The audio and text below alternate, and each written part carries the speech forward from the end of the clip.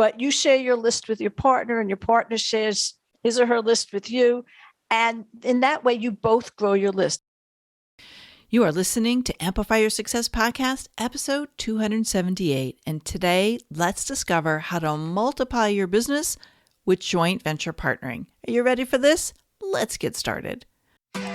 Welcome to the Amplify Your Success Podcast. Get ready to ramp up your revenue, amplify your impact, and make your mark in the world.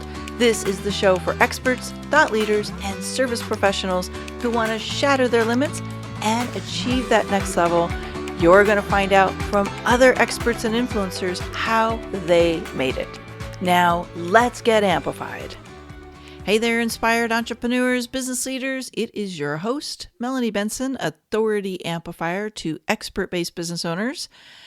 And today we're going to talk about one of my favorite subjects, partnering with others. It's a common subject here, but today we're going to take it from somebody who approaches it very differently and has a very specific strategy and ends up being at the top of what's called the leaderboards over and over and over again. This is a great strategy and you're going to want to listen to it. And by the way, one of my other favorite strategies to build your list, to attract new opportunities, to get new leads flowing into your business is with being a guest expert, leveraging other people's audiences. It's a great way to partner. It's super simple. And the one thing you have to know is how to avoid the 17 common mistakes that people make over and over and over again, because it's not like speaking, it's not like live events, podcast guesting, and online shows are very unique, and there's a very specific way to master those conversations. Now, if you would like to find out what mistakes are commonly made by experts that cost them the lead and the client, head on over to getmagneticmessaging/report. So getmagneticmessaging/report. I will link this up in the show notes as well, but I want to share with you what I've learned after doing almost 2,000 interviews, interviewing hundreds of people. I've probably interviewed over 3,000 people at this point. And I can see what's going to help attract people and what's going to turn people off. And I'd like to share that with you so you're maximizing every interview, every guest expert opportunity, and turning it into your number one lead source. Again, that's at getmagneticmessaging.com/report. Now let's get into today's episode. Welcome back, amplifiers. I'm talking with my friend Ellen Finkelstein today about multiplying your business through partnering. Now, let me give you a little background on Ellen. Ellen Finkelstein teaches experts who want to get their knowledge out to the world how to reach more people with profitable online information products and courses. With over 20 years online, Ellen has created websites with high search engine rankings and over 300,000 visitors per month, over 22,000 subscribers, and many followers on social media. She is an author, published with major publisher. Wow, that was a tongue twister. Major publishers such as McGraw-Hill and Wiley & Sons, with books ranging up to 1,200 pages. She's also successfully created and sold dozens of online products and courses and uses her experience to help experts turn their knowledge into online products so they can create positive change for as many people as possible. Ellen, that's why I love you. You are the go-to lady in our field. And I have to say, just for as you're listening in, a little personal note on how Ellen and I first connected. A couple years ago, I was putting together some people for one of my online giveaways. And everybody kept saying, have you connected with Ellen? She's one of the most amazing, thoughtful, generous partners that you can ever connect with. You got to make sure you reach out and connect with Ellen. And so I'd heard of Ellen, but that was probably our first catalyst, Ellen, for getting connected. And you are a very generous, thoughtful, and amazing partner when you support people's programs. So thank you for joining me today to share some of your insights. Thanks for having me, Melanie. Thank you for telling that story, because I really don't know what other people say about me, and I'd never heard that before. Isn't it nice to know it's actually good stuff? You are welcome. It is well deserved. So, I talk to my clients in Amplify Your Authority Inner Circle. Wow, I'm having tongue twisters today. I talk to them all the time about partnering up with other people. And it's amazing how much resistance there is for people. I would love it if you would share a little bit about why partnerships have been so valuable and what it is, basically why things are so different today that we cannot grow our own list quickly just through our own volition. I actually don't think we ever could. So I don't think this is a pandemic thing or anything like that. I think partnering is just something that you need to do. And this is how I'll put it. Let's say you have a product, a simple product, and you have a list. You had maybe you have a freebie, and you've put it out there wherever on social media. Maybe you used ads, however you got it out to the world, and you grew a list. And then you create a product and you present it to them. You send it to them via email. And so some people buy, and then 3 months later, you say again, that kind of thing. Here it is again. And most of the people who were going to buy bought it, but a few more people will buy it. But after a while, it's diminishing returns. The same people aren't going to buy the same products over and over again. So you really have two choices. One is to keep on creating new products every month, which can get really tiring, or and of course, your knowledge is limited. Nobody knows everything. So how much new content can you create? And the other choice is to grow your list. And you can only reach so many people on your own by ads or social media. So you go to partners. Other people have built their lists, and you're basically sharing lists. Usually partnerships are two ways. I'll talk about some specific ways that people can partner, but you share your list with your partner and your partner shares his or her list with you. And in that way, you both grow your list. It's a win-win situation, and you get new people to promote to. Your partner might also promote your things. And that is an amazing way, quick way to create a relationship between you and these new people that you have a recommendation. It's a referral. Ellen Finkelstein is wonderful. Melanie is wonderful. You have to go see what she's offering. And so all of this really helps our business world go round. And we see it even in big business. My sister-in-law was telling me she took us out to a restaurant and she had these $10 off coupons at this restaurant. And she works at a gym. And at the gym, they keep these coupons for the restaurant, and at the restaurant they have coupons for the gym, and so they're partnering with each other.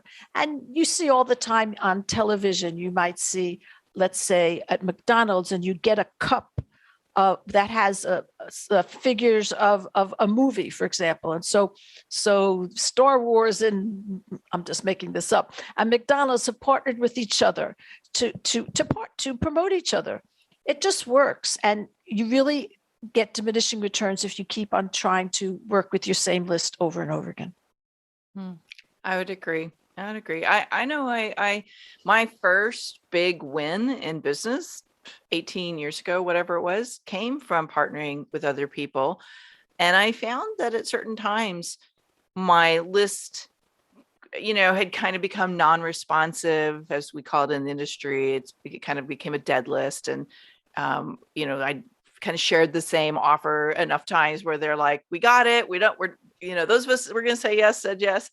And as I started to reach out to people who maybe served the same audience as I did, but we had never kind of shared each other's stuff before, I found that introduction carried a lot of weight. And it was almost like you were borrowing their credibility. You were getting a referral, as you called it. And that path to making an investment was pretty quick. And it really did kind of breathe new life into my list, into my sales, into my programs. And yeah, I'm a huge fan of partnering with other people. So this is something that I hear people ask all the time. They're like, okay, I think this could work for me. I'm open to partnering. But then they kind of get a little stuck on how to approach somebody to promote them. And I know there's some different reasons why. Maybe we'll unpack that a little bit, but I'm curious, What do you find really works for you, Ellen? And maybe even let's go back to the beginning when you were first starting there. What did you do then and what are you doing now? So I have a kind of, I'm going to give you 5 steps that people can use. And you can use these steps even if you have one person on your list right now. Okay. It really works with anybody. And in fact, these steps are for you to approach people who don't know you. So I will talk a little bit more later about creating relationships with partners and getting to know them. I think everybody has gotten these emails, my friend and colleague so-and-so. And you see it over and over again, and maybe it's a little stale, but that's because when you get good at this, you do become friends with your partners. But even people who don't know you, you can start. And this is how I suggest it. So first thing you want to do is subscribe to that person's list. Now, that person will probably not notice that you subscribed, but that's the first step, because you can evaluate that person based on those autoresponder emails that come back and based on those newsletters that come out each day. And that way you can know if that person would be a good partner for you. You don't want to promote people who you don't think offer great information for your list. And the second thing is to connect on social media. And again, people might or might not notice you, but the next couple of steps are really going to help. So the first thing is to start commenting and sharing and liking social media posts. Commenting on blog posts will get you noticed as well, adding some good information. So when you respond back, then people start to notice you, but you can't do that unless you're connected with them. And when you're on somebody's email list, I don't know what you do, Melanie, but very often a person will say, if you have any questions, click reply. They'll actually invite you to reply. But even if they don't, you can sometimes reply. And I will tell you, as a big email marketer, we love it when the people we send to actually reply and make a comment and say, that was a great story, or that was a great thing, or that really meant something to me, or even ask a question, that type of thing. So start occasionally, don't be too pushy about it, but start occasionally answering those emails, and that will get you noticed. And then the final thing, so now that person knows who you are. You don't want to do this over a space of a year so the person forgets, but over the space of, let's say, a month or so. And then you offer to interview that person. Now, before we started recording, we were talking about that I have what I call an unpodcast, which is just that I get on Zoom and I interview the person, and then I put that video on my blog. It is so easy to do. You don't need any special setup. You don't need anything. You do need a blog, and you can put it on YouTube if you want, and just put the link to YouTube in your blog, and there you have it. People love being interviewed. People are trying to get exposure, and you can give them exposure by interviewing them and then widely promoting that blog post to whatever email list you have now, to whoever's on social media, just doing the best job you can to promote it. And so that's just one way that you can start from scratch. I love that. First of all, you've made that very simple, and anybody can do it, no matter what kind of business you have, where you're at in your trajectory. But the second thing is you're actually creating these win-win experiences. You are so right. Like I love when people email us in response to something that comes out.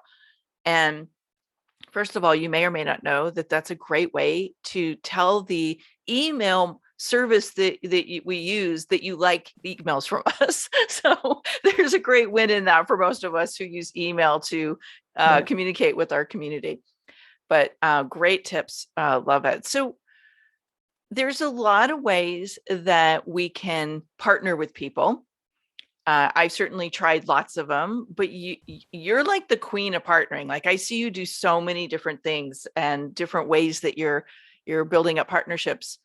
What are some of your favorite ways for partnering that will help build your list up and that email community we were talking about? Well, I would say the simplest thing to do, and maybe the thing that's done least often, is a simple freebie swap. So that means I say, Melanie, could I promote your free offer? And then you say, Ellen, could I promote your free offer? And we just send out an email that says, Melanie has this great free offer. Go check it out. It's wonderful. And I might give you some text. It's called swipe copy that you can use. And you might give me some text. So I don't have to make it up completely from scratch. I can change it and do whatever I want with it. But you just give people that link, and then you'll send me subscribers and I'll send you subscribers. It's so easy, so low maintenance, and you could just do it at any level. Anybody that you can find to do it with. Now, yes, when you're starting at the very beginning, if you have 100 people on your list, you probably won't get somebody with 10,000 people to do that with you, because it's not equal. But you can find lots of other people who have small lists that you can partner with, and you just build it up that way. And if once you start growing, it can be really powerful. You can get 300 or 500 people sometimes within the space of a few days, because that person has sent you all those people.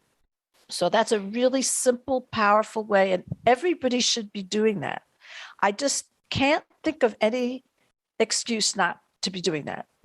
Let me unpack that one a little bit with you, because I love that suggestion, and you're right. Anybody can do it. When you do those freebie swaps or those lead magnet swaps, in your opinion, do you need to be able to track any kind of affiliate tracking, or can it just be super simple, easy peasy? Hey, you share mine, I'll share yours, whatever happens, happens. So that's a matter of you discussing with the other person, and it can go both ways. So you can just do a freebie swap with no affiliate link and no expectation that there'll be some money down the road. I do think that at some point it's good to use, if you have an affiliate program, it's good to use affiliate links, because if I promote you, even your freebie, but later on that person buys something, it would be nice for me to get an affiliate commission, and you can make some good money that way, because now I'm letting you do the selling. So I have just put that person on your list and you sell, and then I get a commission. And so that is really great passive income. So yes, I think that using an affiliate link is a good idea, but not absolutely necessary at the beginning. And especially when you're doing something, when you're new and you might not even have a product yet, or you're not really converting yet. And so you feel like, if I ask you to promote me and I really can't promise much in the way of sales, I might suggest a swap, because we're just doing it for the purpose of growing our list. So I do agree with that. The second thing I wanted to say, that's also a little more advanced, is that when you promote someone, I recommend tracking your clicks that you get that other person. And so I use something, it's called Simple Click Tracker, but it's just like Pretty Links, which is a free WordPress plugin. And you take that affiliate link or even a non-affiliate link, and you put it in there and make a shorter link out of it. And all in one place, you see how many clicks you got for that person. And then you can go back to that person and say, I got you 300 clicks. Do you think you could do the same for me? So keeping track of your stats is worthwhile. Yes. I'm so glad you brought that up, because that's what was going on in my head a little bit about the affiliate tracking. Yes, it is a great way to kind of incentivize people that, look, if it leads to a sale, I'll give you a commission on the sale. And I think that's attractive to a lot of people. But what along the last point you're making, I find it also helps me really know which partners to lean into more, because there is a lot of energy. There's going to be, they're going to bat for me. They're promoting it. They're doing a good job bringing new people into my community. They're making sales, versus somebody who you thought, wow, this is going to be a great relationship. There's a lot of synergy here, but nothing comes through, or it's very little. I've also found over time that some of these partners that I thought would be amazing, they ended up having the greatest refund rates, or, they maybe brought in a great amount of leads, but no sales. So it gives you what I like to think of as great business data, because after a certain point, I don't know if you feel this way, Ellen, but I kind of limit the number of people I really build those cross promotion relationships with, because I only have so much marketing bandwidth. And after a while, like, I can't promote more people, or I have to kind of swap somebody out in that position. And so it helps me make the decision, who are the best win-win-win partnerships that are really going to triple serve me, them, and the list. So anyway, that's kind of one of the insights I found by tracking. Yeah. And I think that another thing is that if you want people to promote you, you need to do really well for them. And so one of the things that I do is I send out an email every day, but it's not a solo email. So I have a kind of newsletter format. And because of that, I can promote multiple people at once. And so when somebody's doing a big launch and other promoters will promote them twice, maybe during that 3 weeks, and I'll promote them 21 times during that 3 weeks. And so I can best people. I was just talking with a JV partner, Danny Bermont, you know who he is. And I was saying that I can do as well as people who have lists that are 5 to 10 times the size of my list by just promoting more. And once I do that, so especially when you're kind of playing with the people who have big lists and doing major launches, they will have what's called a leaderboard. I don't know if everybody knows what it is, but they will publish where you are in the standings. And you should always take a screenshot of that and keep that somewhere on your site so you can show people the results that you got for people. So if you just do a little, basically it's, as you sow, so shall you reap, or, you do for others as you would have other people do for you. If you really hustle and do well for other people, all of a sudden you will become in demand to promote them. And that brings you more affiliate income or whatever it is. Yeah. Thank you for sharing that. I think that that's very insightful. And I will attest to the fact that when you have been a partner in one of my programs, you were in the top 5 or 10 normally. So yeah. I was a little skeptical at first when you said, yeah, I'll put you in everything else. And I'm like, ooh, I don't know. That's not what usually works, but it works. And you were great, you attracted great people. So I think you've really got a winning formula there. Thank you. It is counter to the traditional wisdom, definitely. But that's what works. Yeah. Well, I actually find it's good for my subscribers. So I really like the fact that my subscribers, there's always something in my email for everybody on my list. Now, not that I get these much better than average open list, but there's always a daily hot tip. There's always a little story, and there are always several things, and they can pick and choose whatever they want. And so people who are actively paying attention to my emails, really, first of all, they tell me that they love my emails and they learn so much from them.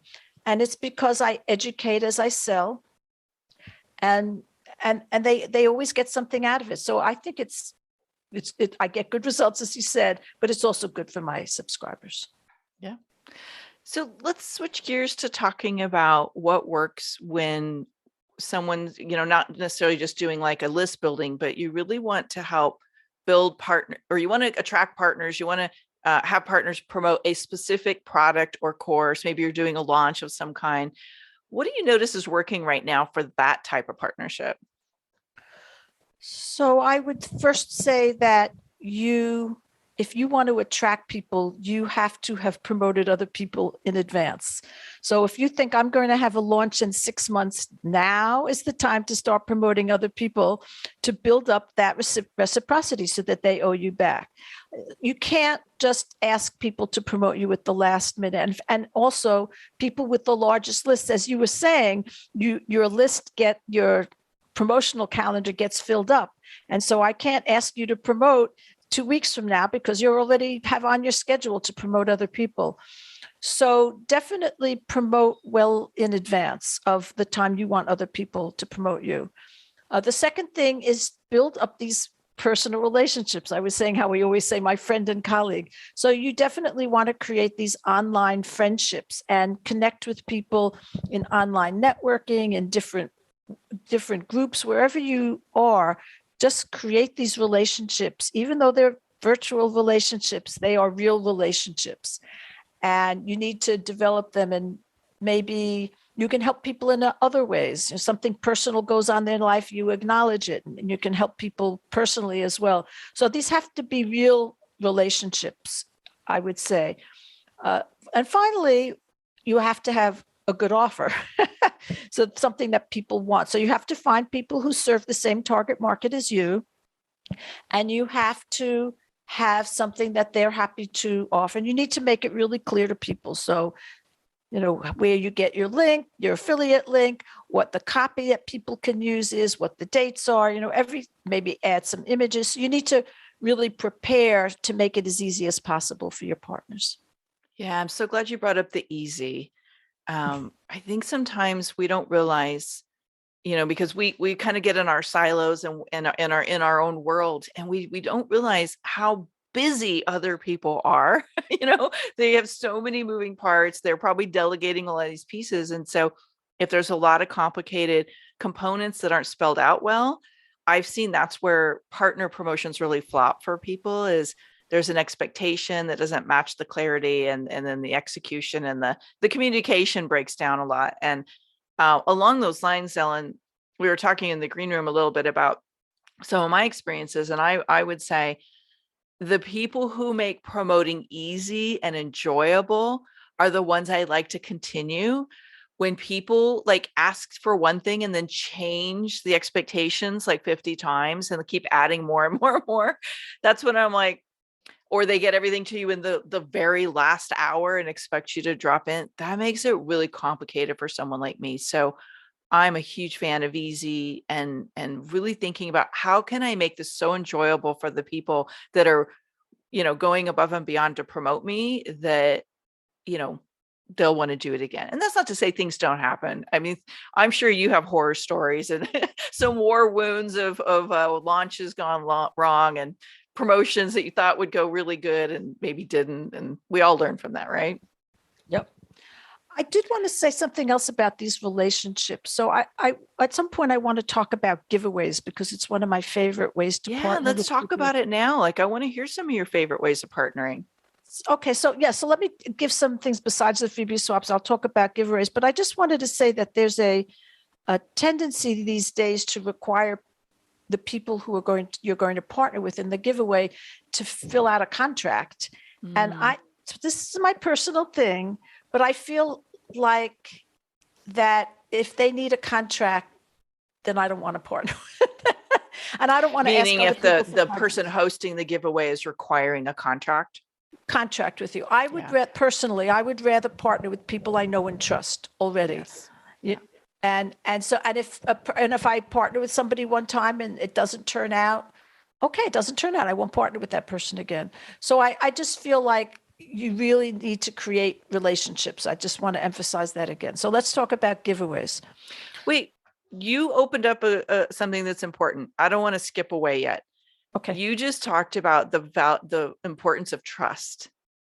And we have to step into this just a little bit more, because in my experience, this is mine, and maybe you have something different. I think the reason why people do that is that there are a lot of people that say they're going to promote and then they don't, or they maybe thought they were going to get better results than they did. And I think that's where those contracts are coming from. So I'm so glad you shared your personal preference and to think about, if you're going to host an event or a giveaway, how do you find the people who are going to match your values around the promotion, right? I think that's what you're really saying, Ellen, right? Like, how do we find people who we have the trust, we have the relationship, and we believe that we're all going to do our best to co-create a better outcome together?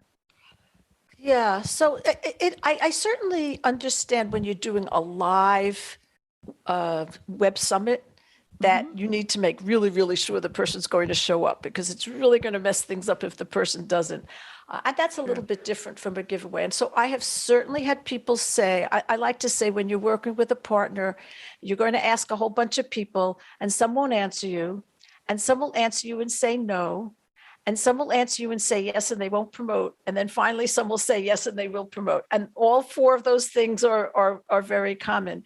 And you have to allow for that. So if I want 20 people in a giveaway, 20 people to partner with me in a giveaway, I know I have to ask 40 people to do it.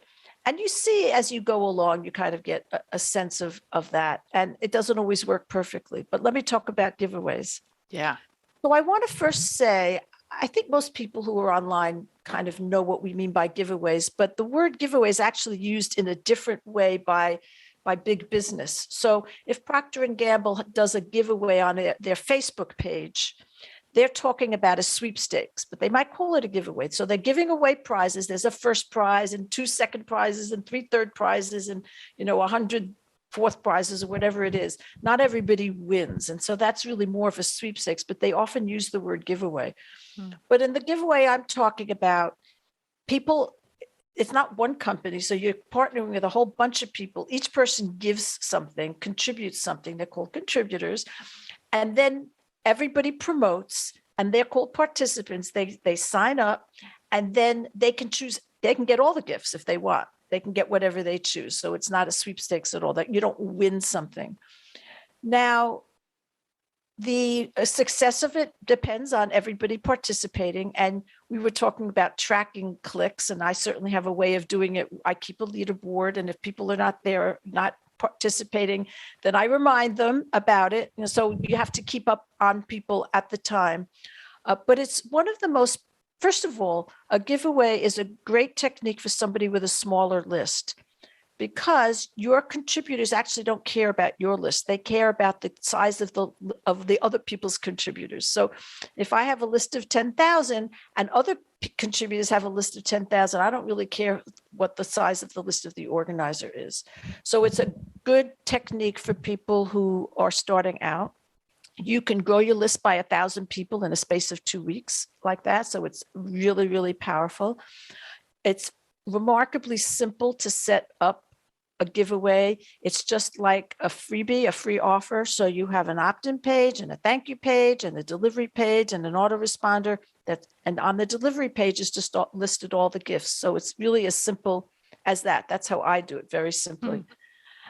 And it's very, very powerful. Everybody loves them because people can go in and pick whatever they want. And but the thing that's so powerful about it is the contributors only get on their list people who chose their gift. But you as the organizer get everybody added to your list. Yeah.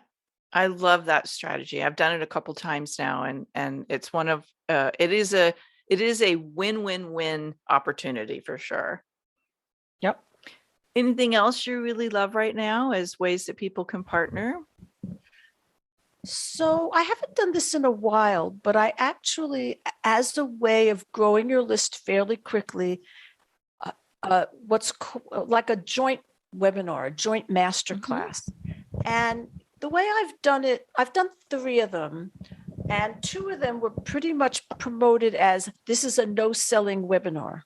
And so we did it only, which attracts people. And we did it only for growing our list, 2 or 3 people. We all promoted it and we all shared the list. So you have to make that clear when people opt in. To be honest with it, they have to know you're going to get a free subscription to all of our newsletters. It should be below the opt-in form. And some people will unsubscribe, and the same is true of giveaways afterwards. But then each one of you takes a different angle on a topic. And then you just give that. And it's really attractive to people. People are looking to learn without being sold to, and they feel like the learning will be more substantive if there's no selling going on. Again, it's an easy thing to do. You can do it on Zoom, just easy to do. So I like that as a technique.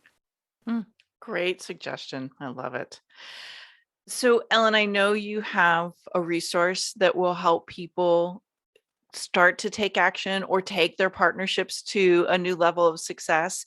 We're going to link it up on the show notes, but can you tell people about your 5 ways to multiply business with partnerships and what will be available to them when they grab your gift from our show page?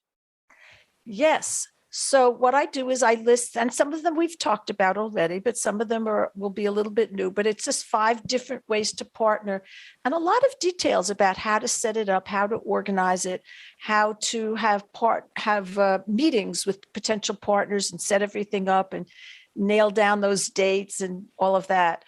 And you can just go through these. All of them are something that's easy enough for sort of beginners. So if you don't have your website yet, you need to be a little bit past that point. You need to have something to offer in these partnerships. But well, some of them you don't. Let's say you have a blog, just a blog. You can do guest blog posts, for example. So just 5 different techniques that you can use to grow your list. And I just, again, want to emphasize that you really can't do it alone. So you need to be out there partnering.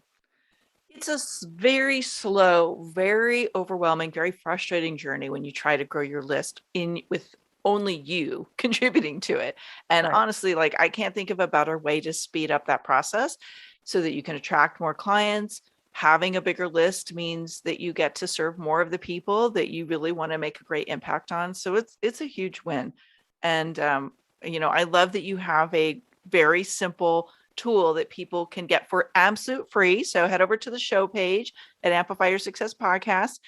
Wherever you're listening to this, we'll have it linked up, and you can get Ellen's free resource, 5 ways to multiply your business with partnerships. Now, Ellen, I love asking my guests a couple of standard questions. It's kind of a fun way to get to know more about you, the business owner, and how you got where you are today.